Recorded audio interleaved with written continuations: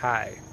Today I'm going to talk about why is it not free to live in an eco-village. So I've seen a few people over the years complain and they're like, I was trying to find an eco-village to live in. Why is it not free to live in them? They're all charging money and selling out and becoming all corporate. Well, the reason is because when you're young and you're starting an eco-village, you think that you'll be able to offer it all for free. And then you grow up and then you learn and then things happen and you realize that's actually not possible. Right? Even in a communist utopia, that's not possible because in a communist utopia, millions of people die. So, anyways, let's talk about a few things, right? Land isn't free. Buildings aren't free. Repairing buildings aren't free. Breaking bowls and dishes and a whole bunch of other things aren't free.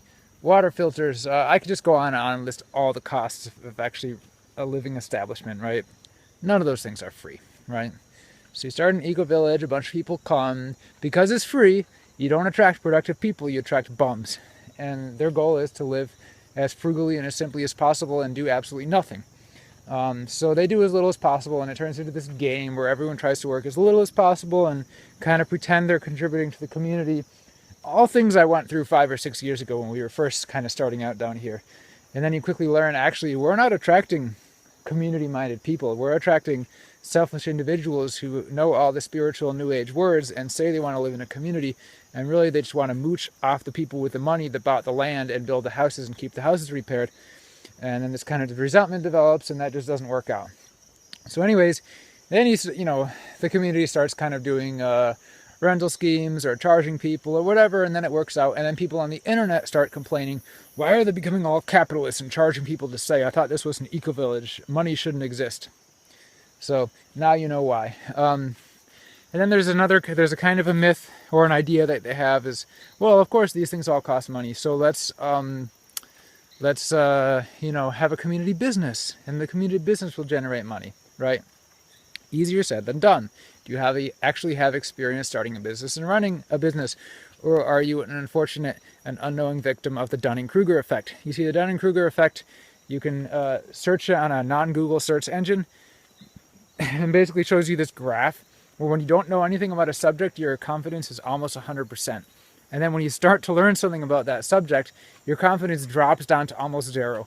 And then it starts growing up again slowly and slowly, but it never again reaches the confidence level that you had back when you didn't know anything about the subject. So it's like every great once in a while we get a troll commenting or sending a message to the Amazon Fruit Festival thing saying, I just checked your prices. This is an overpriced, ridiculously overpriced festival, whatever. Okay, so maybe those people are used to rainbow gatherings or whatever, where they're not really offering much in terms of services or whatever. I don't know. They're like, I did the math in my head.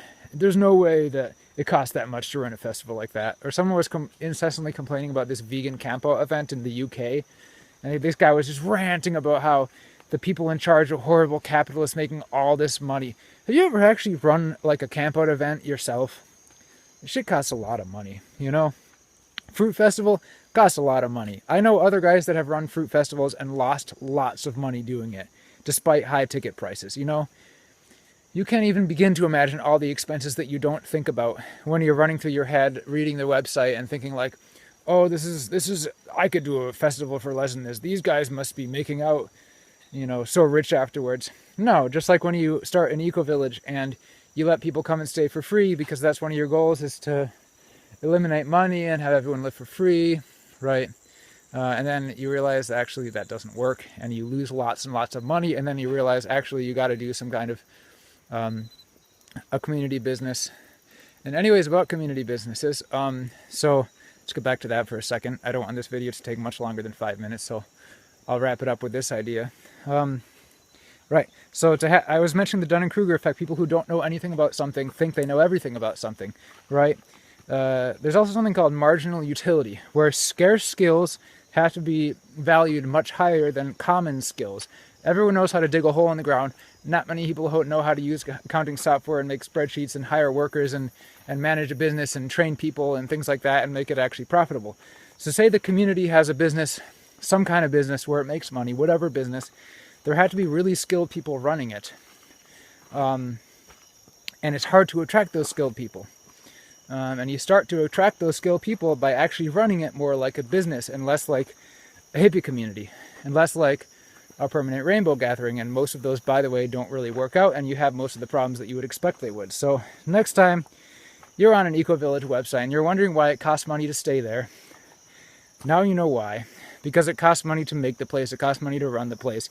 And if you don't charge money, you attract people who have made it their goal in life to extract as much value out of other people as they can without really giving back. So yeah, and that might sound kind of like a cynical and negative thing to say, but to me it's actually a really positive thing. Like, to realize those things, to learn about marginal utility and the dunning-kruger effect, and to learn that money really isn't that bad. It's just the fiat government money. The form that we use is pretty bad, but the concept of money in general isn't actually that bad. It's a pretty convenient way to exchange value, to exchange energy. Realizing all those things through the years and kind of growing up from unrealistic ideals to like practical things, practical ideals, was a really positive thing for me. And I hope it can be a positive thing for you as well. So have a great day. It's just almost getting too dark to make videos. The sun is setting over the mountain over there. Beautiful southeast Ecuador. Have a great morning, day, night, or evening, everyone.